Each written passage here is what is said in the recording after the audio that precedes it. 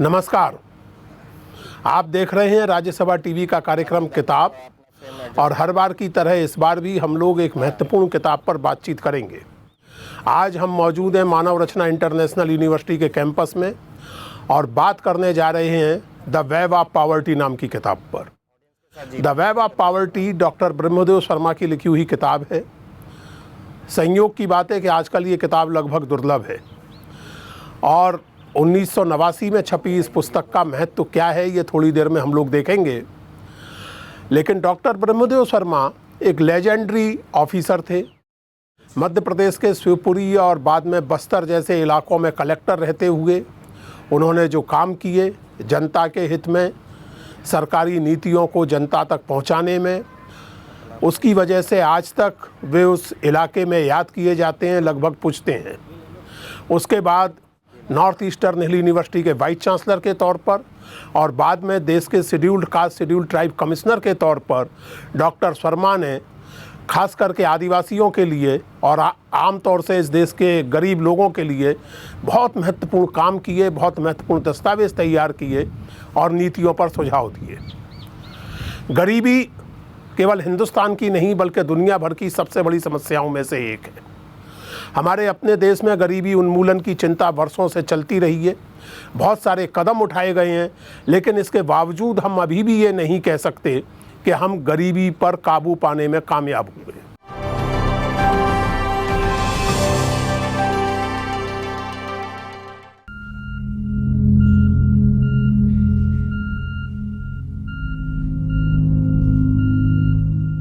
गरीबी भूख है और उस अवस्था में जुड़ी हुई निरंतरता, यानी सतत भूख की स्थिति का बने रहना गरीबी है।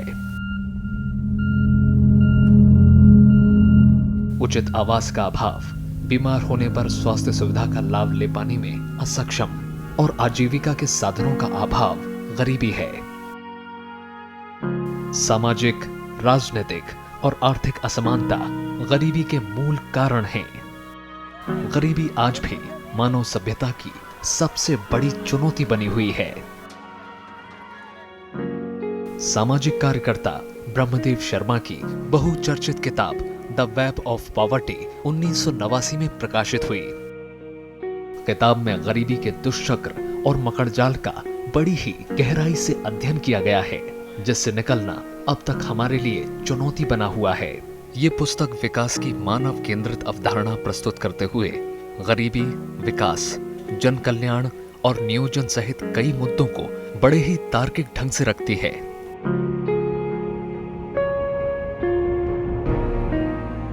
अगर हम बात भारत की करें तो भारत में आजादी के बाद से गरीबी उन्मूलन की दिशा में बहुत सी योजनाएं बनाई गईं और अभी भी बनाई जा रही हैं। फिर भी भारत के सामने गरीबी की चुनौती अभी भी बरकरार है, जो कि संसाधनों पर स्वामित्व में विषमता के कारण और भी अधिक जटिल हो गई है। सामाजिक, राजनीतिक और आर्थिक समता के बिना गरीबी उन्मूलन संभव नहीं है।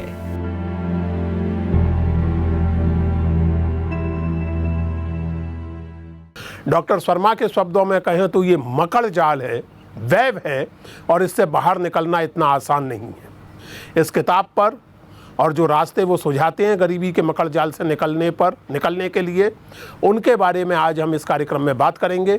और ये बातचीत करने के लिए हमारे साथ हैं देश के जाने माने पत्रकार, टिप्पणीकार, आर्थिक मामलों के जानकार श्री कुमार केतकर। कुमार, आपका बहुत स्वागत है, बहुत बहुत धन्यवाद इस बातचीत में आप आए। कुमार, मैं शुरू करना चाहता हूँ मार्क टुली की किताब no full stops in India. उसका एक वाक्य मुझे लगातार हॉन्ट करता है और ये किताब पढ़ते समय बार बार मुझे याद आता रहा। खास करके उन्होंने लिखा है भारत के संदर्भ में कि the poor are not to be pitied, they are to be admired. जिस तरह की हालत में वो अपने आप को सस्टेन करते हैं, और इससे मैं जोड़ता हूँ इस बात को और इस पर आपकी राय जानना चाहूँगा। डॉक्टर शर्मा की एक बुनियादी स्थापना इस किताब में ये है कि शब्द पॉवर्टी ही अपने आप में गलत है। उनका कहना है कि एक्चुअली अगर आप पॉलिसी प्लानिंग के हिसाब से बात करें तो there is no poor, poor कोई नहीं है। सवाल है डेप्रीवेशन का। आपने लोगों को उनके हिस्से से natural resources, national resources, wealth, उससे आपने वंचित कर रखा है, डिप्राइव कर रखा है, और आप कहते हैं कि गरीब हैं, जैसे कि वो अपनी मेहनत की कमी की वजह से गरीब हैं। They are not actually poor, they are deprived. आपकी टिप्पणी इस पर? नहीं, मुझे ये तो उनकी जो व्याख्या है वो मुझे मंजूर है, लेकिन गरीबी जिस तरह से मेजर की जाती है, जिसे मापी जाती है, वो गरीबी भी अलग अलग है। मतलब कि अभी बहुत सारे अमेरिकन अर्थतज्ञ भी कहते हैं कि अमेरिका में भी बहुत लोग गरीब हैं। उनके ऑफिशियल स्टैटिस्टिक्स के अनुसार 13.5% of Americans are poor and they are using the word poverty, below the poverty line. Europe में भी गरीबी है, अमेरिका में भी गरीबी है, अफ्रीका में तो है ही, और अपने देश में तो गरीबी का मकड़ जल कितने वर्षों से है। लेकिन मुझे और भी एक चीज़ भारत के बारे में लगती है कि तमिलनाडु की गरीबी, जिसको गरीबी कहते हैं, जिसको बी.डी. शर्मा जी डिप्रीवेशन कहते हैं, वो तमिलनाडु की गरीबी और हरियाणा पंजाब की गरीबी, कश्मीर की गरीबी और महाराष्ट्र की गरीबी में भी बहुत फ़र्क है। क्योंकि गरीबी का जो कारण है, डिप्रीवेशन इनके भाषा में जो कारण है वो अलग अलग है, हर एक जगह एक ही कारण नहीं है। नैसर्गिक साधन संपत्ति का मामला एक है, मानवीय श्रम का जो मामला है, श्रम की वैल्यू जो है उसका मामला एक है, और ये श्रम का फ़ायदा कौन ले रहा है, जिसको कार्ल मार्क्स ने कहा था मीन्स ऑफ प्रोडक्शन किसके हाथ में है, कौन संपत्ति कंट्रोल करता है। सिर्फ संपत्ति नहीं, उत्पादन शक्ति कौन कंट्रोल कर सकता है और करता है, उससे भी गरीबी का सवाल आता है।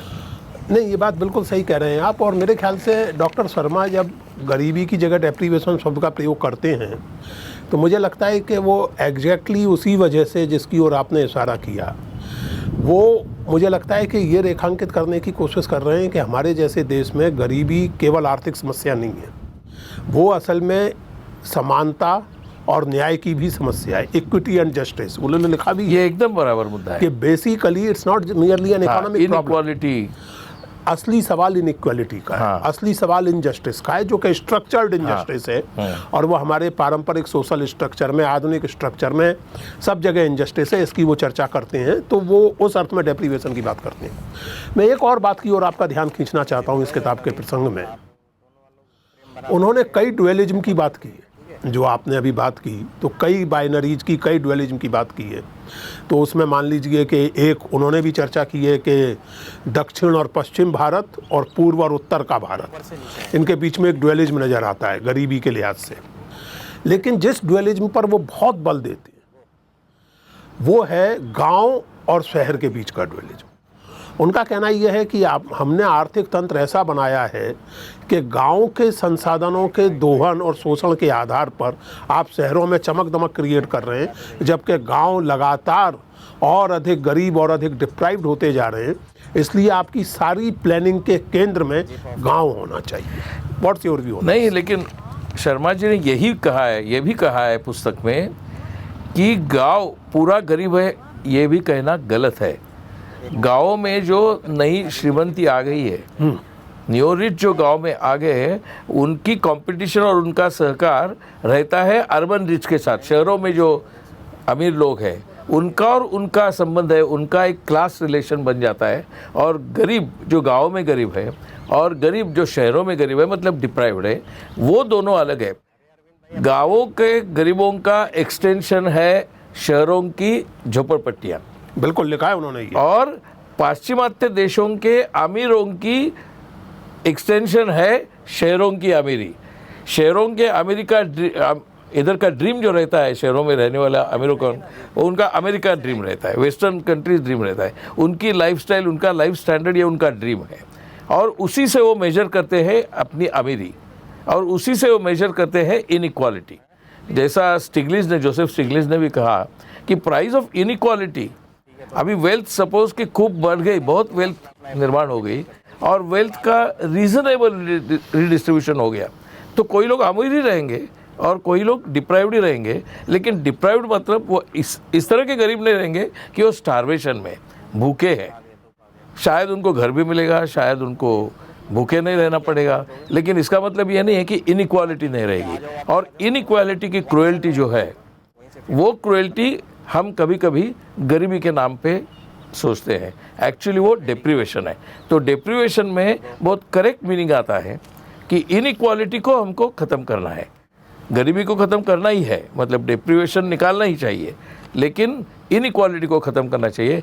इनइक्वालिटी ख़त्म नहीं होगी तो बहुत बड़ा कैटास्ट्रोफिक डिसऑर्डर हो सकती है, बहुत बड़ा असंतोष हो सकता है। इसी से बिल्कुल आप सही कह रहे हैं और वो हम अपने आसपास देख रहे हैं।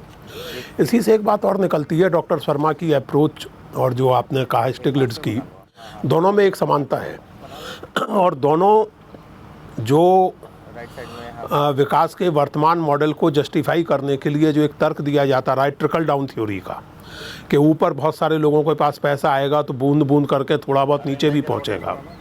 यहाँ मुझे डॉक्टर शर्मा की अप्रोच की बात बिल्कुल सही लगती है कि आप ट्रिकल डाउन पर विश्वास करते रहेंगे तो वो कभी नहीं होगा, कभी नहीं होगा, क्योंकि आप यहीं उनका डेप्रीवेशन शब्द का प्रयोग करना महत्वपूर्ण है। क्योंकि वो जब कह रहे हैं कि बात केवल ये नहीं है कि नीचे कुछ पैसा पहुँच जाए, सवाल ये है कि वो पूरा स्ट्रक्चर बदलने की ज़रूरत है जिसमें इनइक्वलिटी तो रहेगी लेकिन क्रूएलिटी के साथ नहीं रहेगी, और दूरी और इनइक्वलिटी में भी 1 से 100 के बीच, 1 से 1000 के बीच, लेकिन ऐसा नहीं होगा कि जैसे हमारे आंकड़े बताते हैं कि देश के 25 या कितने % रिसोर्सेस केवल 1% लोगों के कब्जे में। इनइक्वलिटी की ये स्थिति, तो आपको क्या लगता है कुमार, जो जैसा मैंने कहा और हम सब जानते हैं गरीबी हटाने की बहुत सारी योजनाएं आज़ादी के शुरू से चलती रही हैं, आपको क्या लगता है एक ऑब्जेक्टिव ढंग से पिछले 60-70 साल में गरीबी या डेप्रीवेशन हटाने की दिशा में हम बतौर एक समाज के किस हद तक सफल हुए? नहीं, मुझे लगता है उसके बारे में टीका बहुत होती है, लेकिन ये भी ध्यान में रखना चाहिए कि जब भारत स्वतंत्र हुआ तब हम कह सकते हैं कि 75 to 80% लोग गरीब ही थे। मतलब आप उनको डिप्राइव्ड कहो या गरीब कहो, उनकी स्थिति बहुत ही गंभीर थी। जैसे कि 2 बीघा ज़मीन में हम चित्रपट में देख सकते हैं, या कोई भी वो दिन के ज़माने में जागते रहो में है, श्री 420 में, वो ज़माने में जिस तरह की गरीबी थी इंडिपेंडेंस के बाद, उस तरह की गरीबी 1980 के बाद नहीं है, ये भी मानना चाहिए। और ऐसी भी एक टिंगल की जाती है, टीका की जाती है, चेष्टा की जाती है कि 1971 को गरीबी हटाओ की जो इलेक्शन थी उससे कुछ नहीं हुआ, गरीब ज़्यादा गरीब हो गए, अमीर ज़्यादा अमीर हो गए, ऐसी बहुत टीका रहती है। नहीं, लेकिन ये बात तो सही नहीं है, क्योंकि सब फिगर्स, वर्ल्ड बैंक के फिगर्स, इंडियन प्लानिंग कमीशन के फिगर्स, सब कहते हैं कि 80% पॉवर्टी इंडिपेंडेंस के ज़माने में, ऑलमोस्ट 45% पॉवर्टी, 45 to 50% पॉवर्टी 1971 के गरीबी हटाओ के इलेक्शन के टाइम में, और अब 26 या 27% की गरीबी, मतलब गरीबी कम हो रही है लेकिन डिप्रीवेशन नहीं कम हो रहा है। That's the point. गरीबी कम हो गई है लेकिन डिप्रीवेशन नहीं कम हो रहा है। इसीलिए ये किताब महत्वपूर्ण हो जाती है। इसके लिए आज बहुत रिलेवेंट बुक ये इस कारण के लिए है कि गरीबी हम कम होती हुई देखते हैं। मैं बम्बई में रहता हूँ, बम्बई के स्लम्स, जब मैं रिपोर्टर बना 1971 में, तब की गरीबी स्लम्स की जो थी उससे तो अभी स्लम्स बहुत अच्छे हैं। अभी एक भी स्लम बम्बई में ऐसा आपको मिलेगा नहीं कि जहाँ लाइट नहीं है, टेलीविज़न नहीं है, मोबाइल फ़ोन नहीं है। लेकिन इसका मतलब ये नहीं है कि वो उनकी डिप्रीवेशन के स्टेटस से बाहर आ गए। नहीं, आपने जो बात कही कुमार, ये बहुत अच्छी बात कही। मुझे इस पर अमर्त्य सेन और जॉन दरिज की किताब का शीर्षक याद आता है, जो उन्होंने आज़ादी के बाद से भारत के इकोनॉमिक, उस किताब का शीर्षक बहुत रोचक है, एन अनसर्टेन ग्लोरी। ग्लोरी है लेकिन वो कहाँ कितनी पहुँच पाई है इसको लेकर एक अनिश्चितता है। और जो हम लोग बात कर रहे थे कि आज़ादी के बाद पिछले 60-70 साल में क्या हुआ, तो अमर्त्य सेन और जॉन दरिज याद दिलाते हैं कि सन 47 में हिंदुस्तानी आदमी की एवरेज जीवन आशा, लॉन्गेविटी, कुल मिला के 32 साल, और आज वो लगभग 60 साल है। तो it has made a lot of difference. लेकिन जैसा आपने कहा कि डेप्रीवेशन की समस्या है, यहाँ से मैं एक दूसरे मुद्दे पे जाना चाहता हूँ जो डॉक्टर शर्मा की किताब का एक दूसरा केंद्रीय तर्क है। उनका कहना यह है कि हमारी योजनाओं के केंद्र में परिवार होना चाहिए। वो परिवार संस्था को बहुत महत्वपूर्ण मानते हैं और उनका कहना यह है कि इस देश में कोई भी आर्थिक या सामाजिक कार्यक्रम आप बनाएं तो उसके केंद्र में फैमिली को रख के उसको बनाया जाना चाहिए। इस पर आपकी क्या राय है? मेरी राय यह है कि आप भी सोशोलॉजी पढ़ते हैं, मैं भी सोशोलॉजी पढ़ता हूँ। फैमिली एक इस तरह का यूनिट नहीं है। फैमिली जैसा फ्रेडरिक एंगल्स कहते हैं उस तरह का एक प्रोडक्टिव यूनिट है, एक वेल्थ का भाग है। इसके लिए उन्होंने उनके पुस्तक का नाम दिया था फ्रेडरिक एंगल्स ने, family, state and private property. मतलब प्राइवेट प्रॉपर्टी से वो निगड़ित है। एक तरफ शर्मा जी ये कहते हैं कि जब वेल्थ बनती है तब उसकी कॉन्सेंट्रेशन ऑफ वेल्थ भी होती है और परकोलेशन तो बिल्कुल नहीं होता। तो कॉन्सेंट्रेशन ऑफ वेल्थ जब होती है तब कॉन्सेंट्रेशन ऑफ वेल्थ का रिलेशनशिप फैमिली के साथ भी है और प्राइवेट प्रॉपर्टी के बारे में जो लॉज है उसके साथ भी है। अभी फैमिली आप प्रोटेक्ट करोगे तो बहुत सारी फैमिलीज ऐसी हैं कि उनको फैमिली प्रोटेक्ट करना ही असंभव है। नहीं, इसमें मुझे एक और समस्या लगती है। चूँकि मैं डॉक्टर शर्मा को निजी तौर से जानता था और जब ये किताब लिखी जा रही थी तो एक तरह से मैं उनके लिसनिंग पोस्ट्स में से एक था। तो मैं उनसे एक बात हमेशा कहता था कि आप बहुत सारे ड्युअलिज्म की बात करते हैं, बहुत सारी बाइनरीज की बात करते हैं। क्या भारतीय या किसी भी समाज में इंडिविजुअल और फैमिली के बीच में एक ड्युअलिज्म नहीं होता है? कई बार ऐसी स्थिति होती है कि व्यक्ति को अपना विकास करने के मार्ग में परिवार बाधक बनने लगता है। तो मुझे व्यक्तिगत रूप से ये लगता है कि ये उनके तर्क की कमजोरी है कि वो प्लानिंग के केंद्र में व्यक्ति को नहीं बल्कि फैमिली को रखने की बात करते हैं। हाँ, वो करते हैं। एक दो जगह उन्होंने सजेस्ट किया है कि इंडिविजुअल का अप्रोच बदलता रहता है, लेकिन ज़्यादातर उन्होंने इंडिविजुअल को इग्नोर करके फैमिली को सेंटर पीस बनाया है।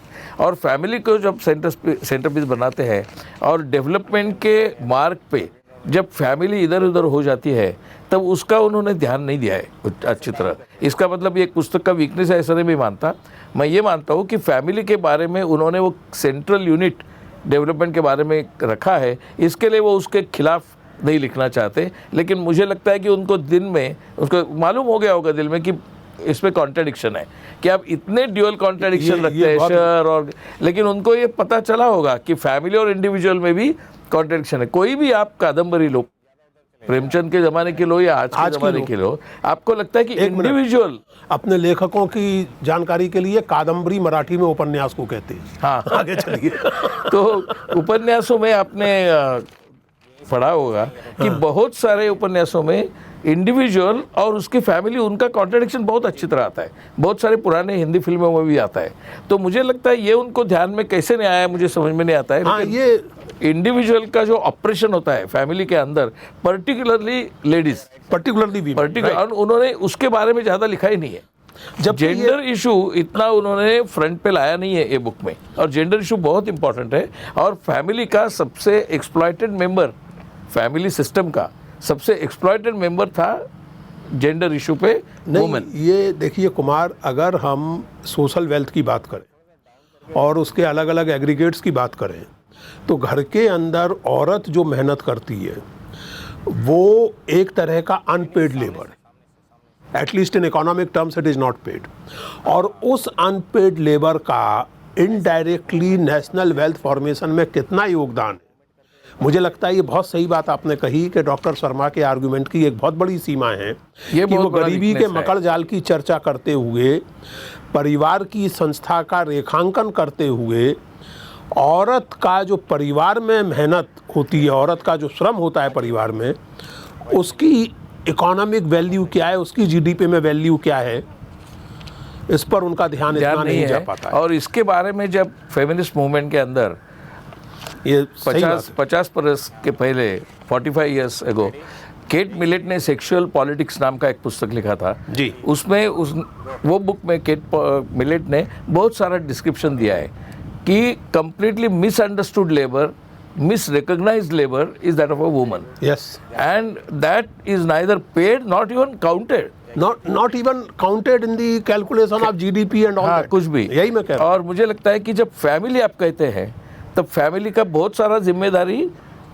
लेडीज़ के ऊपर रख के पूरा फैमिली चलाने की कोशिश होती है और वेल्थ जमाने की कोशिश होती है। लेकिन प्रोडक्शन सिस्टम में, प्रोडक्शन रिलेशन में फैमिली के अंदर एक जेंडर इशू है जिसके ऊपर एंगल्स ने ध्यान दिया है, मार्क्स ने एंगल्स की तरफ से ध्यान दिया है। और नहीं, लेकिन बाद में इस किताब की बात करें तो इस किताब के प्रकाशन के बाद जो और काम गरीबी पर हुए हैं, जो महत्वपूर्ण काम हुए हैं, उस पर लोगों ने ध्यान दिया है, जेंडर के सवाल पर भी, और एज सच हंगर को, जिसमें बाद के इस पुस्तक के प्रकाशन के बाद अमर्त्य सेन जहाँदहेज की बात हम लोग कर ही रहे हैं, स्टिग्लिट्ज़ का आपने जिक्र किया, और भी लोग हैं जिसमें इन चीज़ों पर ध्यान दिया गया है। एक और चीज़ पर अब मैं जो चर्चा करना चाहता हूँ, ये बहुत महत्वपूर्ण बात हम लोगों ने नोट की और उम्मीद है कि इस पर आगे लोग सोचेंगे कि औरत की जो मेहनत होती है परिवार के भीतर या परिवार के बाहर भी। ये किताब 1989 में छपी थी, यानी भारतीय इकोनॉमी के ग्लोबलाइज या ओपन होने के ठीक 2 साल पहले। आपको क्या लगता है कि ग्लोबलाइजेशन, मुझे कई बार ये लगता है कि जैसे ये किताब ग्लोबलाइजेशन की वजह से पैदा होने वाले प्रॉब्लम्स को एक तरह से फोर्स ही कर रही है। हाँ, जैसे जिसमें एक वाक्य है इस पुस्तक में जो मुझे बहुत रोचक लगा। उन्होंने लिखा है कि consumerism is the new opiate of the people. Absolutely. वो जो मार्क्स का कथन है कि धर्म जनता की अफीम है, तो ये कह रहे हैं शर्मा जी कि उपभोक्तावाद जनता की अफीम है। कुमार, मैं आपसे सवाल पूछना चाहता हूँ, आपको पता ही है वो बीजिंग में सम्मेलन आरंभ हुआ है, चीन एक नया आर्थिक इनिशिएटिव ले रहा है जिसमें राजनीतिक कारणों से हम शामिल नहीं हो रहे हैं। मुझे बहुत रोचक लगा कि उसका उद्घाटन करते हुए वहाँ के जो राष्ट्रपति हैं जी जिनपिंग, उनका कहना ये है कि चीन सस्टेनेबल ग्लोबलाइजेशन के लिए संघर्ष करता रहेगा। आपको ये बहुत रोचक स्थिति नहीं लग रही है कि इस समय ट्रंप ग्लोबलाइजेशन का विरोध कर रहे हैं, अमेरिकन बॉर्डर्स बंद करने की बात कर रहे हैं, और जी जिनपिंग जो हैं ये ग्लोबलाइजेशन को सस्टेन और डिफेंड करने की बात कर रहे हैं। आपको क्या लगता है इस किताब के तर्कों को अपने बैकअप माइंड में रखते हुए थोड़ी इस पर? नहीं, ये बहुत ही बढ़िया सवाल है, क्योंकि 1991 में जब ग्लोबलाइजेशन की भाषा दुनिया भर फैल गई, तब सोवियत यूनियन गिर गया था 1991 में। मतलब कहा गया था कि सोशलिज्म सेटबैक हो गया है और कैपिटलिज्म जीता इतना नहीं, वर्ल्ड अभी बॉर्डरलेस हो गया है। और फ्रांसिस फुकुयामा ने तो तब लिखा कि अभी market forces and democracy, capitalism will survive. लेकिन बाद में और ग्लोबलाइजेशन का बहुत बड़ा आइडियोलॉजिकल समर्थन दिया गया, और तब आइडियोलॉजिकल समर्थन देने में पीछे रहे थे इनिशियल स्टेज में इंडिया, चाइना, रशिया और बाकी देश। बाद में अभी 25-26 बरस के बाद अब चाइना कह रहा है कि ग्लोबलाइजेशन की ज़रूरी है और हम ग्लोबलाइजेशन का झंडा हाथ में रखेंगे, हम डिफेंड करेंगे, प्रमोट करेंगे। और ट्रम्प कहते हैं कि नहीं, अभी प्रोटेक्शनिस्ट टेंडेंसी आनी चाहिए। लेकिन अब भारत में भी जो लेफ्ट और राइट दोनों पार्टियां थी, मतलब संघ पार्टी वाली थी और कम्युनिस्ट थे, दोनों ग्लोबलाइजेशन के खिलाफ थे। राइट। और थर्ड फ्रंट का गवर्नमेंट 96 में आने के बाद दोनों ने ग्लोबलाइजेशन का पॉलिसी कंटिन्यू किया था। और बीजेपी जो ग्लोबलाइजेशन के खिलाफ थी, वो 98 में पावर में आने के बाद उन्होंने भी ग्लोबलाइजेशन का समर्थन दिया। और अभी तो हम मेक इन इंडिया कहते हैं, मतलब फॉरेन कैपिटल को आने के लिए बहुत सारा इंकरेजमेंट दे रहे हैं। मतलब ग्लोबलाइजेशन के बारे में सब लोगों ने अपनी अपनी राय बदली है। लेकिन इम्पॉर्टेंट बात यह है कि इन्होंने ग्लोबलाइजेशन के बाद, लिबरलाइजेशन के बाद जिस तरह का कंज्यूमरिज्म हम आज देखते हैं, बड़े बड़े मॉल्स, जो ज़रूरत नहीं है वो चीज़ों की भी खरीदी, जो परवड़ता है वो भी, परवड़ता नहीं है वो भी खरीदने की कंटिन्यूस आकांक्षा, ये सब हम देखते हैं। ये उन्होंने 1989 में लिखा था। वैसे तो 1989 में इतना कंज्यूमरिज्म नहीं था, एक भी शॉपिंग मॉल नहीं था, एबी आईनॉक्स नहीं था, एबी आईमैक्स नहीं था, मोबाइल फ़ोन नहीं था। आजकल की कंज्यूमरिज्म की जो सिंबल्स है वो 1989 में बिल्कुल नहीं थी। मुझे सिर्फ कंप्यूटर था, लेकिन कंप्यूटर भी इतना नहीं था। और मुझे लगता है कुमार के 1990 के बाद जो पीढ़ी पैदा हुई है, वो अगर एकाएक 1989 में पहुंच जाए तो वो पहचान नहीं पाएंगे कि बराबर, क्योंकि जिन चीज़ों को वो बिल्कुल टेकन फॉर ग्रांटेड मान के चलते हैं पिछले 20-25 साल में जो हुई हैं, वो नहीं थी। और उसके अच्छे बुरे पर मैं कमेंट नहीं कर रहा, लेकिन मुझे लगता है कि डॉक्टर बी.डी. शर्मा एक बहुत प्रॉफिटिक फॉरसाइट दिखा रहे हैं जब वो ये बता रहे हैं कि कंज्यूमरिज्म अगर आपकी चेतना में एक बार बैठ जाता है, तो ये अफीम जैसा ही है, तो फिर ये अफीम जैसा है। फिर इक्विटी, इक्वलिटी, गरीबी। आपको ये अजीब नहीं लगता है कि इस समय इस देश में, ये बात मैं बार बार महसूस करता हूँ और आप भी करते हैं, मिसाल के तौर पर टेलीविज़न पर होने वाली या अखबारों में होने वाली चर्चाओं को ही ले लीजिए, दुनिया भर की चर्चाएँ होती हैं।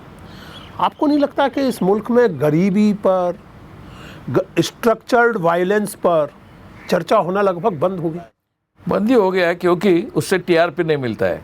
और जब टीआरपी नहीं मिलता है तब एडवर्टीजमेंट नहीं मिलती है, और एडवर्टीजमेंट नहीं मिलेगी तो कोई भी टीवी चैनल चल नहीं सकता है। तो टीवी चैनल सिर्फ एडवर्टीजमेंट के हिसाब से ही चलता है। वही उपभोक्तावाद के अफीम वाले रूप उपभोक्तावाद का ही प्रचार उधर किया जाएगा। उधर इस तरह की चीजें नहीं दिखाएंगे जिससे एडवर्टाइजर को अट्रैक्ट नहीं कर सकते। हाँ, तो यही बात ये कह रहे थे। ये कह रहे हैं। और तब टेलीविजन भी खुला नहीं हुआ था। हाँ। There was no private channel in 1989। First private channel came in 1992। Right. और एनडीटीवी 24/7 स्टार्टेड इन 1995। राइट। तो प्राइवेट चैनल नहीं थे, और जब प्राइवेट चैनल आ गए, मुझे याद है कि जब महाभारत और रामायण शुरू हुआ था तब एक चर्चा थी, प्रेस में भी थी और गवर्नमेंट के ब्यूरोक्रेसी के अंदर भी थी, कि महाभारत के टाइम में एडवर्टीजमेंट दिखाएंगे कि नहीं।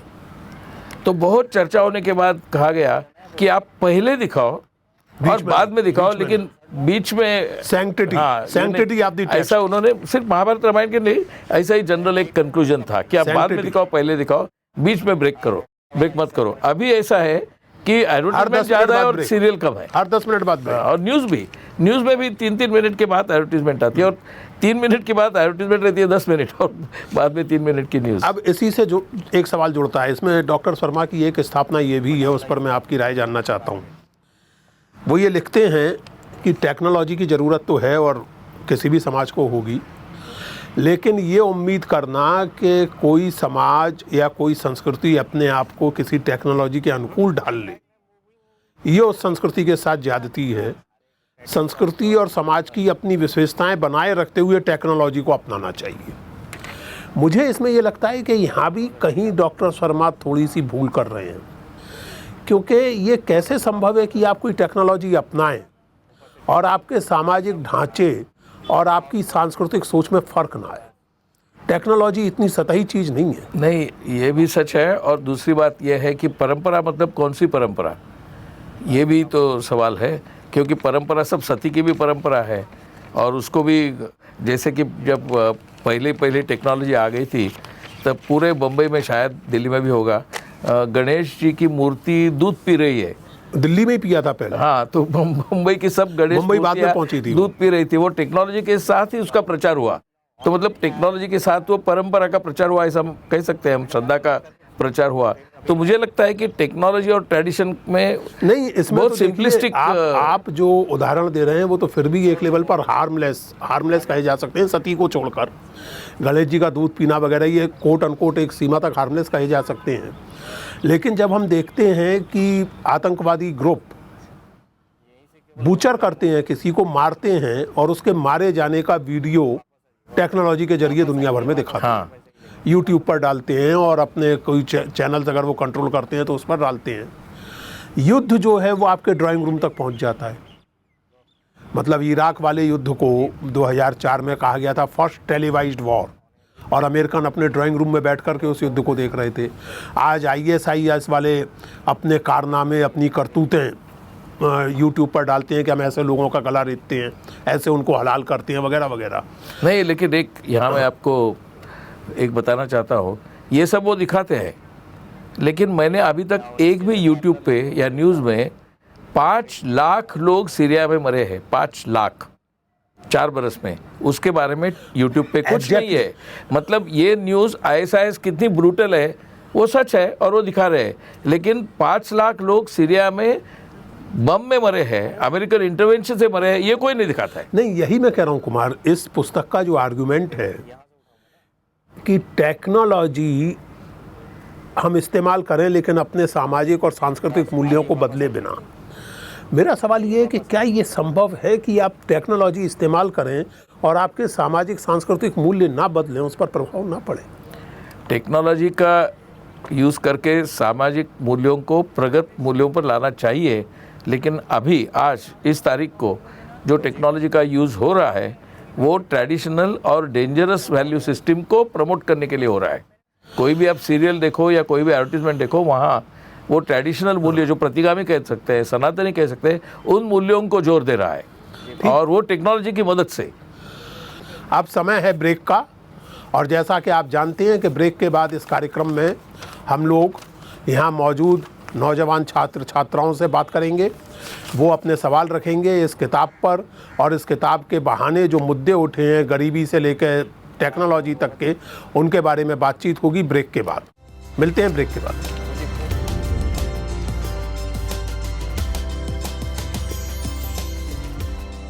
गरीबी का मतलब ये नहीं है कि भूखा रहना।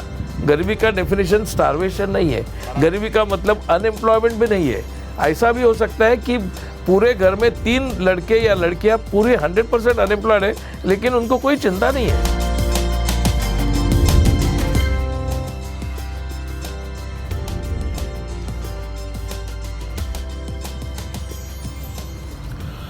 नमस्कार, स्वागत है ब्रेक के बाद। और इस हिस्से में हम बात करेंगे ऑडियंस के साथ। लोग सवाल पूछेंगे, कुमार साहब उस पर टिप्पणी करेंगे, जवाब देंगे। तो आप में से जो लोग सवाल पूछना चाहें, बात करना चाहें, कमेंट करना चाहें, हाँ बताइए, अपना नाम बताइए। और I'm a PhD scholar in sociology from JNU. I have a question, or I can say I have some query based on what you have observed here. This is, you have said that the definition of poverty, it is different in different states. Like in poverty, what is in Maharashtra, this is not similar in Kashmir or in suppose in other states. But what is common in all these things is this, the component of class, because class is a very important aspect. And when I say class, there are 3 categories of class: upper class, middle class and lower class. And here my question strictly, it is related to middle class. And if we say different scholars, for example, Leela Fernandez or Carol Upadhyay, they have defined as the middle class. The definition of middle class is not same. This is a very homogeneous category. So when you talk about middle class, within middle class, again, there are 3 categories: upper middle class, lower middle class and middle class. Now my question is, how can we relate or correspond the definition of poverty with these 3 categories of middle class? If I can have respond with this. Thank you so much. शुक्रिया नवनीता। और बेहतर होता कि आप सवाल अपना हिंदी में पूछती, भले ही थोड़ी टूटी फूटी हिंदी में, अपने श्रोताओं की सुविधा के लिए। नवनीता का सवाल ये है कि देश के विभिन्न हिस्सों में गरीबी की परिभाषाएं अलग हो सकती हैं, लेकिन देश के विभिन्न हिस्सों में कम से कम मध्य वर्ग का उदय और मध्य वर्ग की समस्याएं एक वास्तविकता है। तो ये जो बात कुमार कह रहे थे कि कश्मीर में गरीबी अलग है, तमिलनाडु में अलग है, पंजाब में अलग है, महाराष्ट्र में अलग है, इस बात को इस विभिन्न वर्गों, अपर क्लास उन्होंने कहा, मिडिल क्लास, लोअर क्लास, खास करके मिडिल क्लास के संदर्भ में कुमार अपनी बात को कैसे एक्सप्लेन करेंगे कि मिडिल क्लास का संबंध ये अलग अलग क्षेत्रों में गरीबी से किस तरह अलग अलग बनता है। जी कुमार। मुझे लगता है जिसको हम मध्यम वर्ग कहते हैं, मिडिल क्लास कहते हैं, वो भी जितना होमोजेनस माना जाता है उतना होमोजेनस नहीं है। उसमें 2 प्रकार है। एक है जिसको प्रोडक्टिव सेक्टर में काम करने वाला मिडिल क्लास, और नॉन प्रोडक्टिव मिडिल क्लास, मतलब सिंपल वाइट कॉलर जॉब करने वाला मिडिल क्लास, और जो प्रोडक्शन में है, जो इंजीनियर है, सिर्फ इंजीनियर मतलब कंप्यूटर इंजीनियर या मैकेनिकल इंजीनियर नहीं, जो actually directly related, his work is directly related to production और प्रोडक्टिव फोर्सेस, वो अलग है, उसकी भी सैलरी। और आजकल तो हम मिडिल क्लास सिर्फ इसके तरफ देखते हैं कि उसका इनकम लेवल क्या है। तो जब लोअर मिडिल क्लास की बात होती है तब हम उसकी इनकम लेवल एक ध्यान में रखते हैं, ये है मिडिल क्लास की, यह है, और हायर मिडिल या अपर हायर मिडिल की अलग है। ये इनकम लेवल का ही सिर्फ सवाल नहीं है। इसके लिए मिडिल क्लास के बारे में, मिडिल क्लास भी एक तरह का नहीं होता है। जिस शहर में, जिस राज्य में, जिस देश में प्रोडक्टिव सेक्टर बढ़ गया है वहाँ का मिडिल क्लास, और जहाँ प्रोडक्टिव सेक्टर बढ़ाने से ब्यूरोक्रेसी बढ़ी है वहाँ का मिडिल क्लास, ये एक ही माप से तोला नहीं जा सकता। मतलब अमेरिका में भी मिडिल क्लास है, अमेरिका में भी वर्किंग क्लास है, अमेरिका में भी लोअर मिडिल क्लास है और हायर मिडिल क्लास है। अपने यहाँ बहुत राज्य ऐसे हैं कि जहाँ जॉब की पॉसिबिलिटी सिर्फ एक ही है और एम्प्लॉयर एक ही है, दैट इज़ गवर्नमेंट। फैक्ट्रीज़ नहीं है, इंडस्ट्रियल ग्रोथ नहीं है। और बम्बई जैसे शहर में या महाराष्ट्र में जहाँ इंडस्ट्रियल ग्रोथ बहुत बड़ी हुई है, वहाँ का middle class, industrialise middle class और नॉन इंडस्ट्रियलाइज मिडिल क्लास, ये भी फ़र्क है उसमें, लेकिन एक समान चीज़ है। कोई भी क्लास में आप हो, लोअर क्लास डिप्राइव्ड रहता है, और जब लोअर क्लास डिप्राइव्ड रहता है उसमें लोअर मिडिल क्लास भी डिप्राइव्ड होता है। और गरीबी का मतलब ये नहीं है कि भूखा रहना। गरीबी का डेफिनेशन स्टारवेशन नहीं है। गरीबी का मतलब अनएम्प्लॉयमेंट भी नहीं है। ऐसा भी हो सकता है कि पूरे घर में 3 लड़के या लड़कियां पूरे 100% अनएम्प्लॉयड है, लेकिन उनको कोई चिंता नहीं है, उनके घर में स्टेट है या कुछ भी हो, उनको कोई चिंता नहीं है। इसके लिए unemployment, starvation, houselessness are not the only indications of poverty. आपके पास घर हो सकता है, आपके पास पैसा भी हो सकता है, आपके पास बैंक बैलेंस भी हो सकता है, और फिर भी आप डिप्राइव्ड हो सकते हैं। तो डिप्रीवेशन ये एक sociological plus cultural plus mainly economical category है। ये देख के ही अपने हमको प्रॉब्लम सॉल्व करना पड़ेगा। सर, मेरा नाम अवधेश है, मैं जेएनयू से शोध कर रहा हूँ। मेरा ये प्रश्न है कि गरीबी को नापने के लिए सरकार अलग अलग पैमाना बनाती है। कोई कहता है कि इतने रुपए के पाने वाले के नीचे गरीब रहेंगे। आपने जैसे बताया कि तमिलनाडु की गरीबी और हरियाणा की गरीबी में अंतर है, कश्मीर की गरीबी और महाराष्ट्र की गरीबी में अंतर है, तो क्या कोई ऐसा वैश्विक पैमाना नहीं बन सकता कि जिसके आधार पर गरीबी जांची जा सके? और दूसरी बात ये है कि ये गरीबी के लिए उत्तरदायी कौन है? सरकार है, कल्चर है, या लोग हैं? तो मैं इसका उत्तर चाहता हूँ।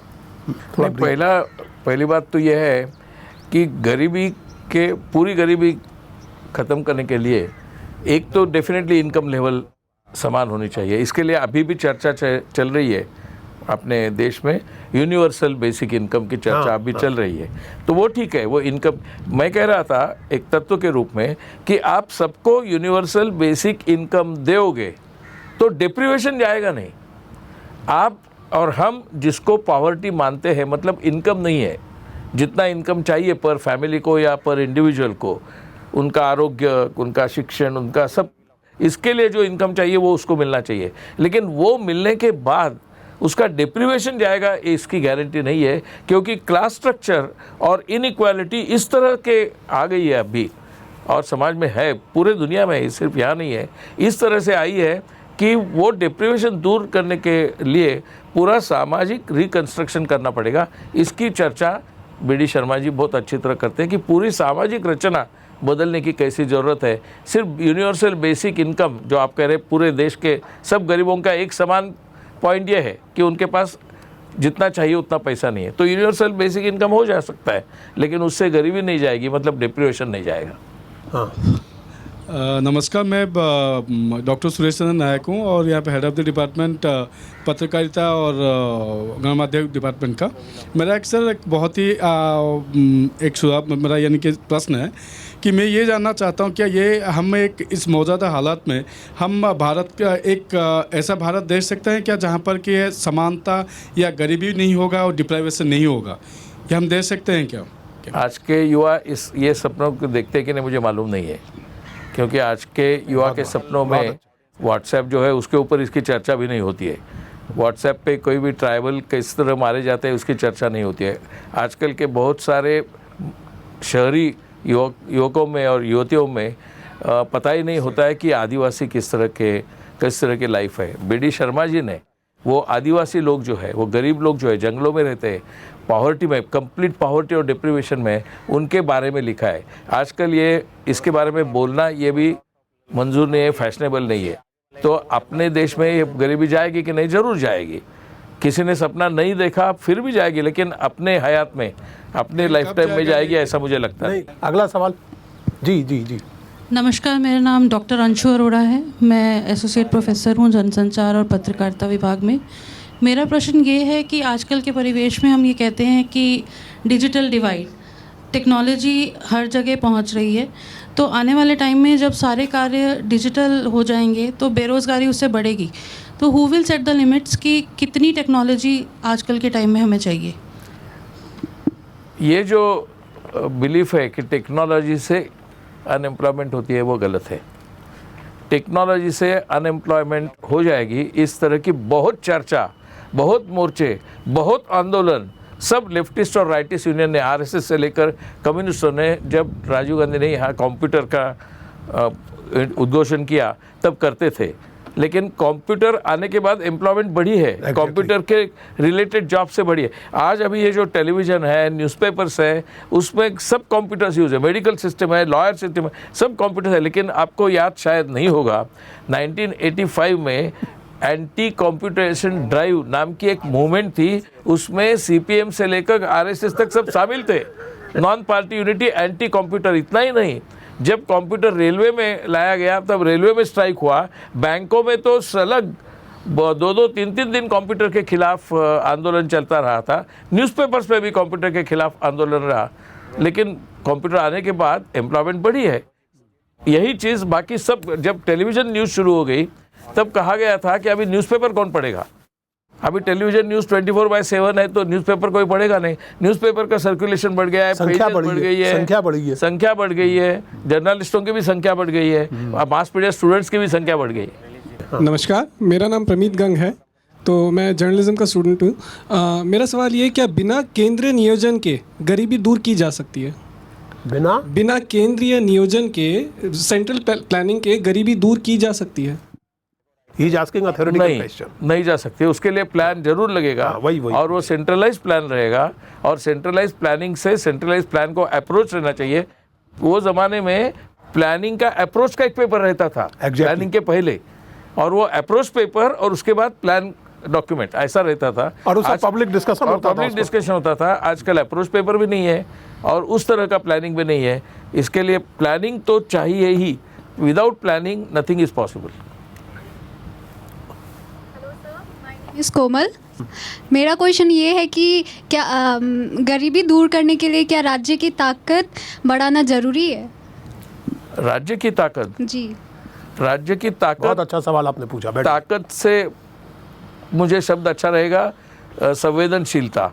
राज्य की सेंसिटिविटी बढ़नी चाहिए, सिर्फ ताकत नहीं।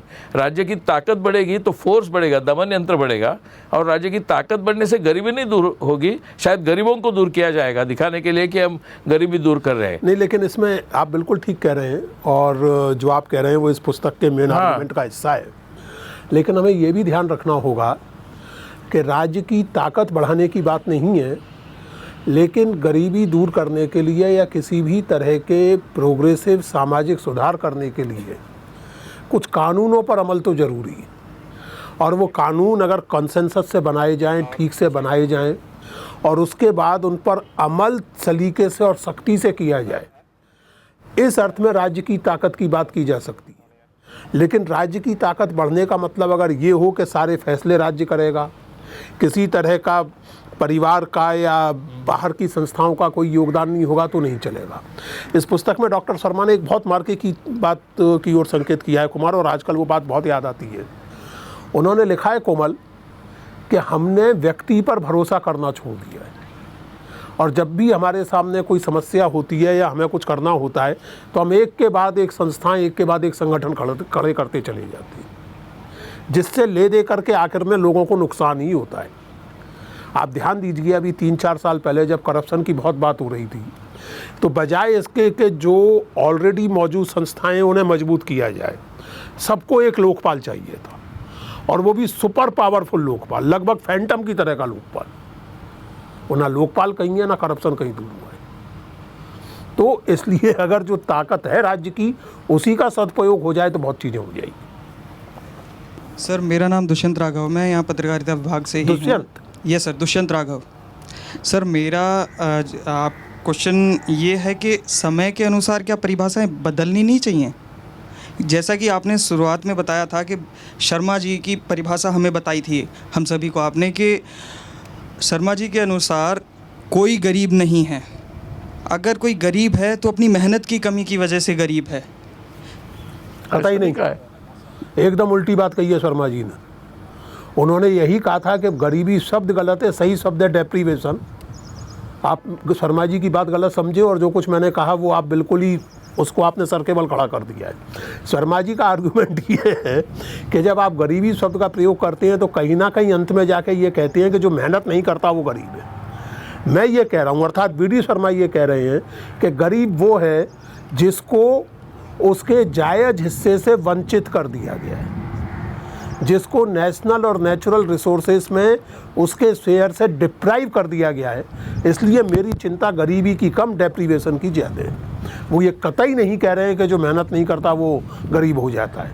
ये ठेठ पूंजीवादी तर्क है, शर्मा जी ये तर्क दूर दूर तक नहीं दे रहे। और each according to his abilities and work and according to his needs, ये फॉर्मूला है। हाँ, each according to his ability to work and produce wealth and according to his needs, तब कोई गरीब नहीं रहेगा।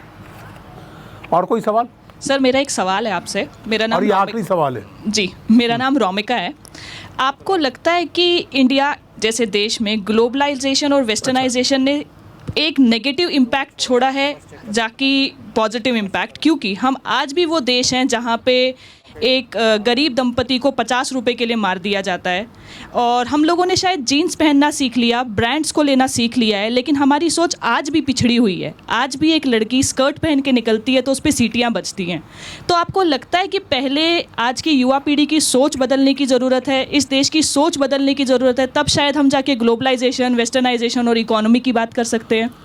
नहीं, कुमार इसका जवाब देंगे। मैं केवल ये कहना चाहता हूँ कि शायद युवा पीढ़ी से ज़्यादा कम युवा पीढ़ी की सोच बदलने की ज़रूरत है, क्योंकि युवा पीढ़ी को जो मुल्क हमने दिया है वो कम युवा पीढ़ी ने दिया है। उनको जैसा मिला है वो इसलिए हमें भी अपनी सोच बदलने की ज़रूरत है।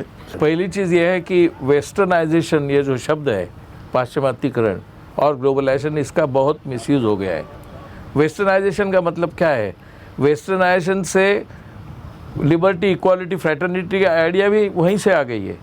ऐसा नहीं है कि भारत में नहीं थी, भारतीय संस्कृति में भी थी, लेकिन आज जो प्रैक्टिस में है वो आइडिया वो वेस्ट से आई है, तो वो भी वेस्टर्नाइजेशन है। और ग्लोबलाइजेशन जो है, आपका जो मोबाइल फ़ोन है, आपका जो टेलीविज़न है, वो मैं अच्छी तरह से बोल रहा हूँ, वो सब वहीं से आया है, ग्लोबलाइजेशन से आया है, वेस्ट से नहीं आया है। ग्लोबलाइजेशन का टेक्नोलॉजी से आया है, और ग्लोबलाइजेशन की टेक्नोलॉजी में बहुत सारे भारतीय है, चाइनीज़ है, जापानीज़ है, इंडोनेशियन भी है।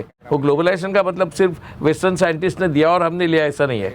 और तीसरी बात, एक्चुअल लाइफ में जीन्स और स्कर्ट ये वेस्टर्नाइजेशन का कोई मामला नहीं है। खुद अमेरिका में, in America in the 1960s the entire middle class and American culture was opposed to wearing jeans and listening to pop music. That they were opposed. They were as much opposed as they are in India, or they were in India sometime. America में तो jeans छोटे लोगों का पहनावा माना ऐसा माने जाते थे। और अभी अमेरिका का प्रेसिडेंट जीन पहन के अपने देश में आता है। सर मेरा नाम अनिरुद्ध है, मैं जवाहरलाल नेहरू विश्वविद्यालय का शोधार्थी हूँ। मेरा सवाल ये है कि मैं बीडी शर्मा के हवाले से बस जिज्ञासा जानना चाहता हूँ, जो वो गरीबी की परिभाषा देते हैं उसमें अगर हम आदिवासियों को रखें, जैसे बस्तर की समस्या या फिर झारखंड की समस्या, तो वो क्या आदिवासियों को केवल गरीबी की नज़रिए से ही उनको गरीब मानते हैं, या उनकी और भी कुछ मूलभूत समस्याएँ हैं जिनको लेकर वो मुख्य धारा में शामिल नहीं होना चाहते हैं, या फिर और कुछ भी और भी कारण? देखिए, बीडी शर्मा उन लोगों में से थे जो ये मानते हैं कि आदिवासियों को मुख्य धारा में शामिल करने की हड़बड़ी करने के पहले तथाकथित मुख्य धारा को आदिवासियों से बहुत कुछ सीखने की ज़रूरत है। बीडी शर्मा उन लोगों में से थे। दूसरी बात यह है कि बीडी शर्मा ये मानते थे कि आप आदिवासी क्षेत्रों के विकास के नाम पर आदिवासियों को न केवल उनकी पारंपरिक जीवन पद्धति बल्कि उनके जो प्राकृतिक संसाधन और प्राकृतिक संसाधनों के साथ आदिवासियों का जो एक ऑर्गेनिक रिलेशन, आवयविक संबंध है, उसको आप तोड़ देते हैं, और ऐसे विकास का आदिवासियों के लिए कोई मतलब नहीं। वो मानते थे कि आदिवासी क्षेत्र में कोई भी आर्थिक सामाजिक गतिविधि आप करते हैं तो उसमें आदिवासियों की सहमति और हिस्सेदारी बहुत जरूरी है। और जो तर्क हम लोग दे रहे हैं, जिसके साथ बात शुरू हुई, जाहिर है, मैंने आपसे कहा भी कि उनके चिंतन के केंद्र में तो आदिवासी ही थे। उनका पूरा आर्गुमेंट ये है कि अगर आप इस देश में कोई परिवर्तन करना चाहते हैं तो शुरुआत ऊपर से नहीं बल्कि नीचे से होनी चाहिए। तो मेरे ख्याल से आपके सवाल का उत्तर मिल गया इसमें। बहुत रोचक बातचीत हुई कुमार, बहुत ही विचार उत्तेजक। बहुत धन्यवाद आपका इस बातचीत के लिए, और मुझे उम्मीद है कि ये एपिसोड आप लोगों को पसंद आया होगा। हर बार की तरह इस एपिसोड पर भी आपकी राय और पूरे कार्यक्रम के बारे में आपकी ये सुझावों और टिप्पणियों का हमें इंतज़ार रहेगा। आप हमें प्लीज़ लिखिए और इंतज़ार कीजिए, अगले सप्ताह फिर मिलेंगे किसी और महत्वपूर्ण किताब पर, इसी तरह की रोचक बात करने के लिए किसी और व्यक्ति के साथ। तब तक के लिए नमस्कार, धन्यवाद, नमस्कार।